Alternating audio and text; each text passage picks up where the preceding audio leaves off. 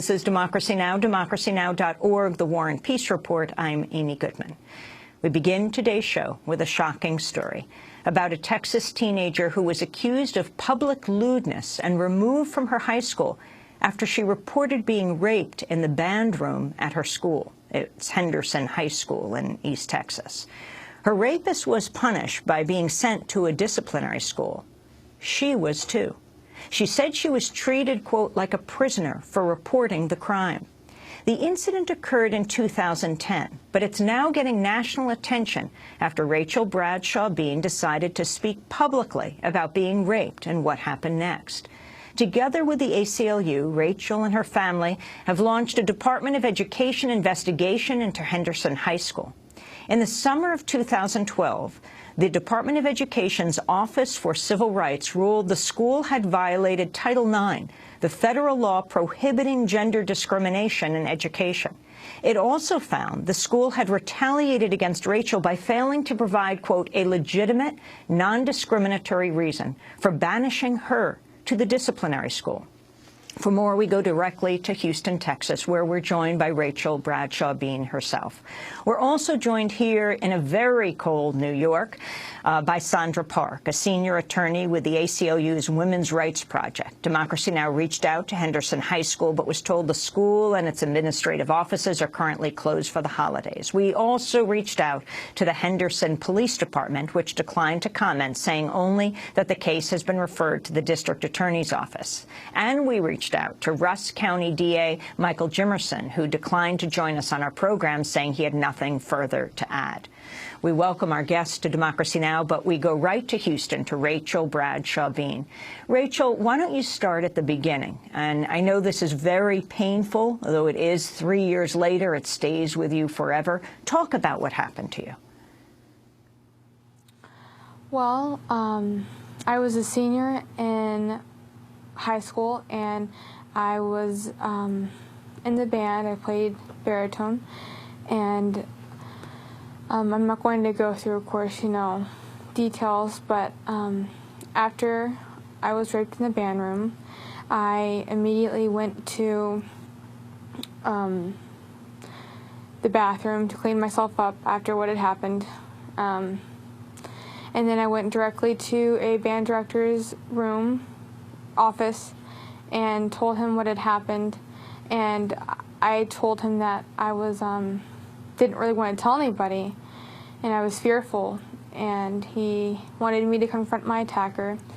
And from there I went to a Key Club meeting, and I told a friend, but we didn't know what to do or what to say. And then I went to a band boosters meeting with my parents that night, and they didn't know what happened. I hadn't told them, and I went to my bed that night, and I was just up all night thinking about it. And Tuesday I decided not to go to school, and Wednesday I went back to school, and I confided in one other friend because I had this feeling that I should, and I'm glad I did. And we went to another band director hoping that it would be taken care of more seriously. And it was taken care of very professionally by the band director. And he took me to the principal. What happened when you went to the principal? I was sat down and I was asked questions. Some questions I didn't feel comfortable answering. It was kind of like an interrogation, but it was pretty awkward, and some very sensitive questions were asked. They put me in another principal's office and shut the door and told me that I wasn't allowed to come out, and that they were going to contact my parents. And I don't know how long I waited, but it took a while. And then we went to the Russ County Advocacy Center, where they did I forget what it's called. They did the rape test? The rape kit. Uh-huh. And then talk about what happened.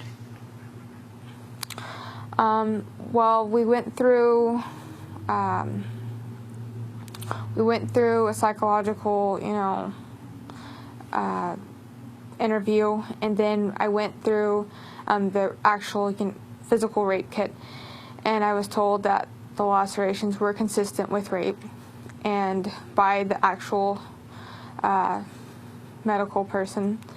And then the next day, my parents were called to the police station, and they were told that it was public lewdness, which had happened, and that I was going to be put in a disciplinary alternative education program that our school offers. That you were going to be put?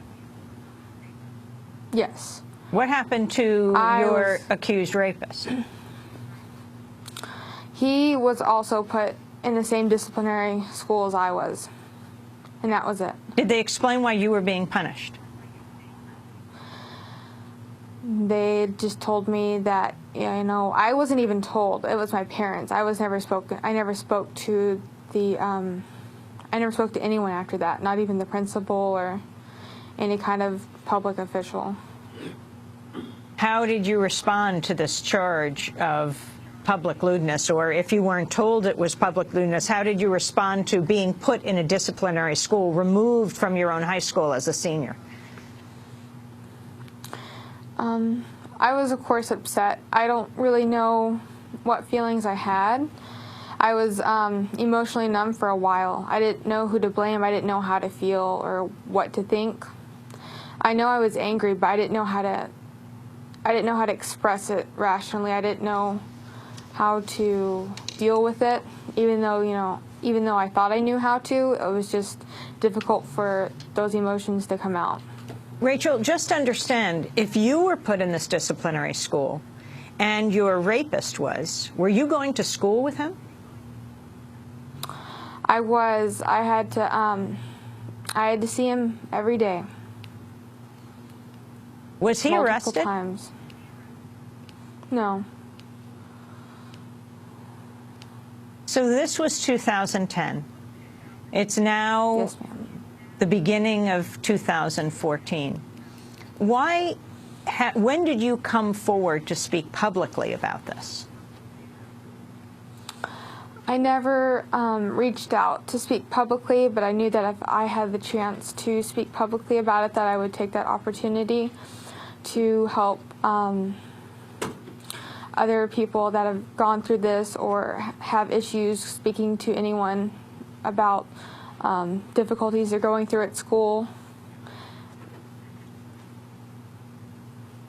And what has been the response since you've come forward? You first went and spoke on NBC News, is that right, in December, just a week or two ago?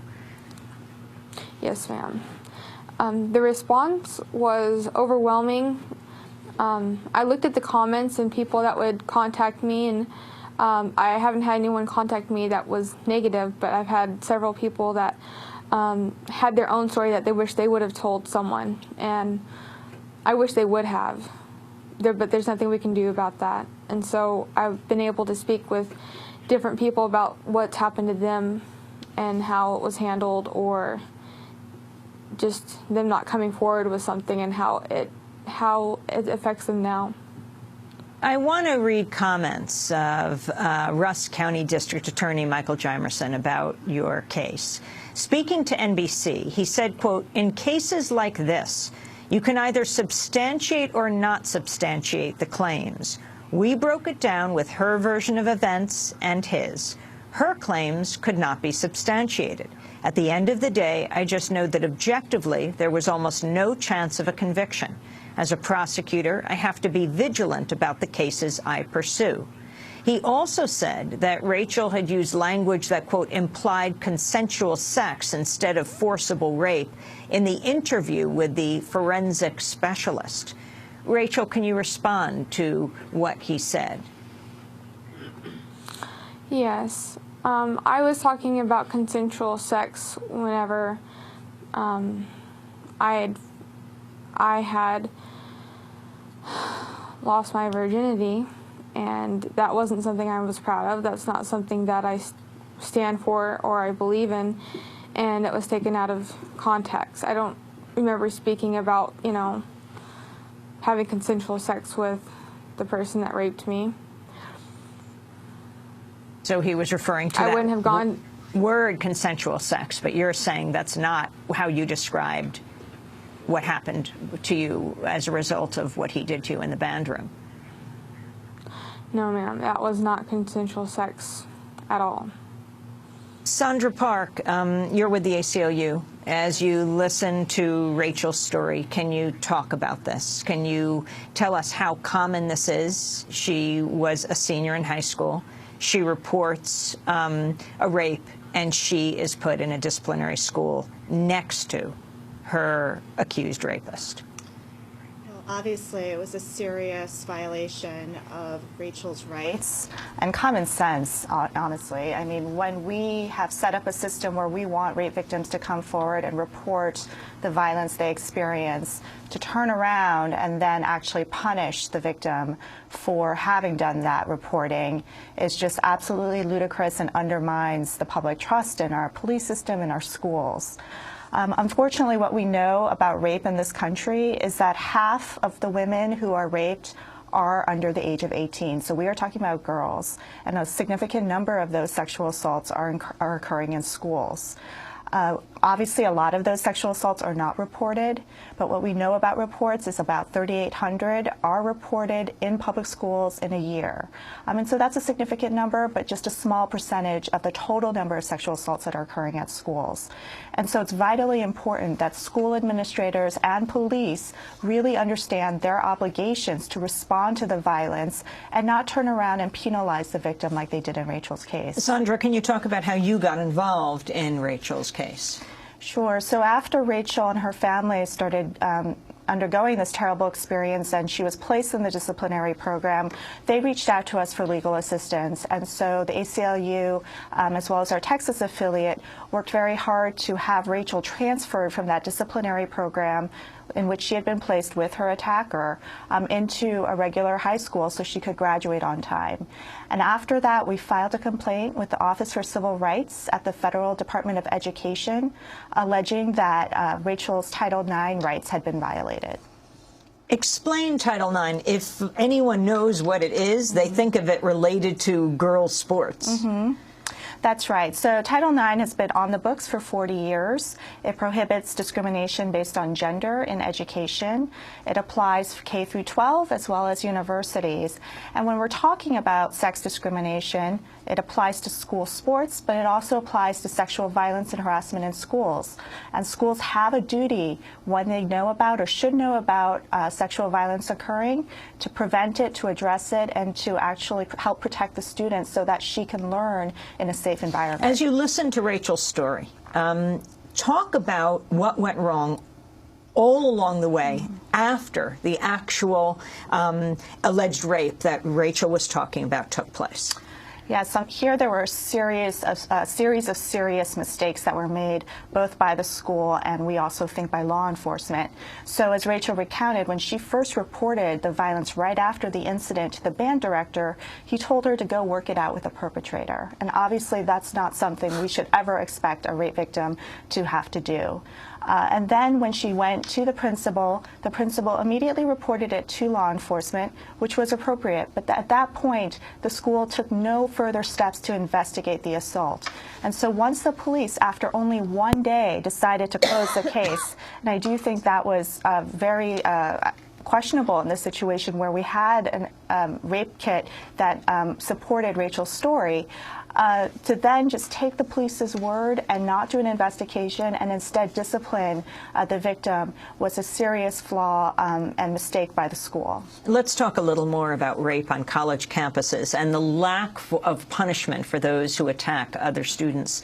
In 2010, the Center for Public Integrity released a year-long investigation that found, quote, students found responsible for sexual assaults on campus often face little or no punishment from school judicial systems, while their victims' lives are frequently turned upside down. Administrators believe the sanctions administered by the college judiciary system are a thoughtful way to hold abusive students accountable. But the center's probe has discovered that responsible findings rarely lead to tough punishments like expulsion, even in cases cases involving alleged repeat offenders. Sandra Park. Yes, unfortunately, I think we've seen that that same allegation made with respect to many universities around the country.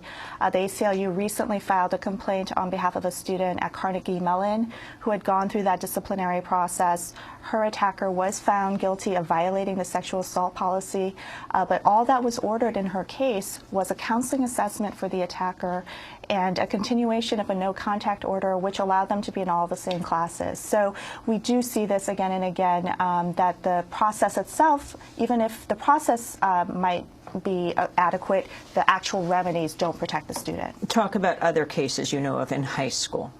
Sure. So, Rachel's case is one in Texas. There was another case in Texas from a few years earlier with a cheerleader who had reported being sexually assaulted by an athlete. And when she then refused to do individual cheers for that athlete, she was kicked off of the squad. And so we see another example of retaliating against a rape victim after she had reported the assault. There's another case pending recently where the Office for Civil Rights also found that a high school in Michigan, Forest Hills, had violated a student's rights when she had gone forward to report to the principal that she had been assaulted. He then discouraged her from going to the police, took no action. In fact, the attacker in that case assaulted another girl 2 weeks later. Let me ask you about another well-known recent case of sexual violence in schools. In November, 4 school officials were charged in connection with the cover-up of the rape of a 16-year-old girl by 2 high school football players in Steubenville, Ohio. The case sparked a national controversy following the emergence of images and social media postings from the night of the assault, including one picture of the defendants holding the victim over a basement floor. In November, the superintendent of Steubenville schools was charged with evidence tampering, obstruction of justice, and falsification. 2 coaches and a school principal were also charged. This is Attorney General Mike DeWine. This community has suffered a great deal. This community has suffered so much.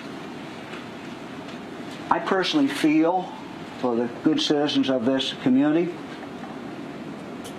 and for what they have endured.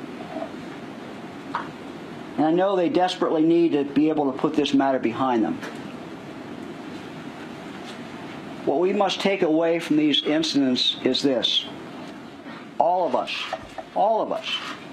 no matter where we live, owe it to each other to be better neighbors, better classmates, better friends, better parents, better citizens.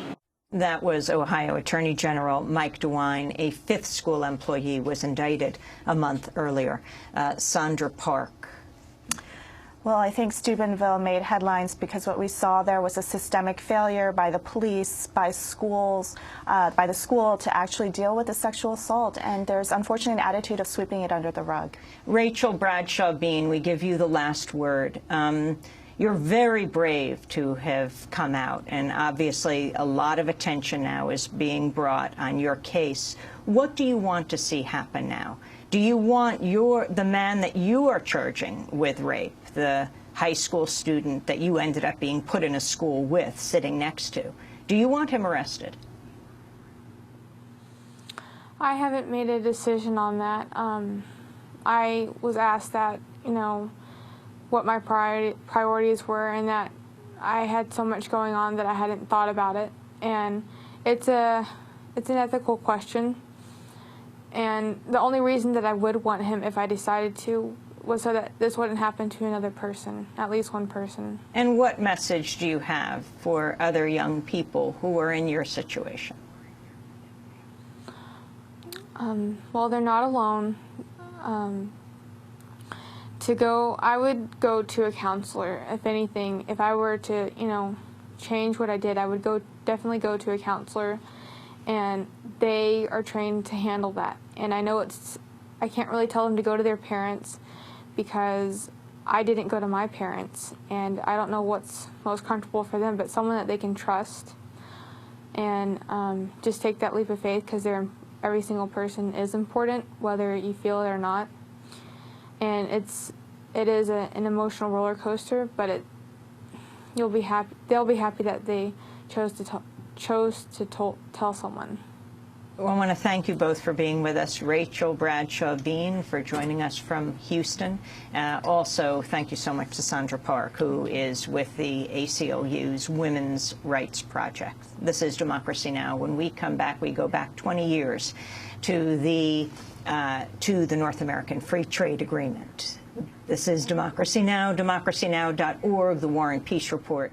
It's a very cold day here in New York and on the whole East Coast. I hear in Maine it's negative 30 degrees. A shout out to the students at College of the Atlantic in Bar Harbor, Maine. Stay with us. I'm Amy Goodman. Thanks so much for watching this report from Democracy Now!, your daily, independent, global grassroots news hour. We don't accept advertising or corporate funding, but rather rely on donations from viewers like you. Please make your contribution by visiting democracynow.org today. We need your support today to keep bringing you this hard-hitting, in-depth reporting.